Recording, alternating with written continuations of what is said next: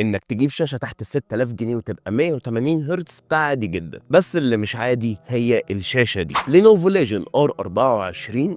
الشاشه دي هتسعفك لو انت جيمر كرييتور او حتى مستخدم عادي، لان هي بتيجي بحجم 24 بوصه، فعادي جدا هتعرف تلعب عليها العاب شوتر، وكمان 180 هرتز فيبقى ليك الافضليه في الكلات، وبتيجي ببانل اي بي اس فهتقدر تتفرج على المحتوى اللي انت بتحبه بلون مشبع، خصوصا ان هي بتستحوذ على 99% من الاس ار جي بي، وكمان الاضاءه بتاعتها جباره يعني 300 نتس. بس الاهم من ده كله بالنسبه لي ان الشاشه بتيجي بستاند معدني جبار، ترفع الشاشه لفوق وتنزلها لتحت، تجيبها يمين تجيبها شمال، تعمل لها تلت اب تلت داون. بس الاهم من ده كله ان الشاشه بتلف 90 درجه، بحيث ان انت عايز تخليها شاشه ثانويه مفيش مشكله، عايز تخليها شاشه اساسيه مفيش مشكله، عايز تتفرج على الريلز فيها مفيش اي مشكله. وبتيجي بمنفذ اتش دي ام اي 2.1 بيشغل الشاشه 180 هرتز وديسبلاي بورت 1.4 واوديو جاك. وانا لو عندي تعقيب في الشاشه دي فهو ان الكنترولز بتاعتها زراير مش انالوج، بس كده كده محلوله لو انت نزلت السوفت وير بتاع لينوفو. وبالنسبه بقى للشاشه دي هتلاقيها فين وبكام؟ هتلاقيها عند ستاتيك بضمان 3 سنين وسعرها اقل من 6000 جنيه، مش 5999، لا هو اقل من. ولو انت رحت اشتريت الشاشه وقلت لهم ان انت جاي من طرف احمد عارف هتاخد هديه كويسه جدا مع الشاشه. ما تنساش بقى تعمل فولو، واشوفك الفيديو اللي جاي.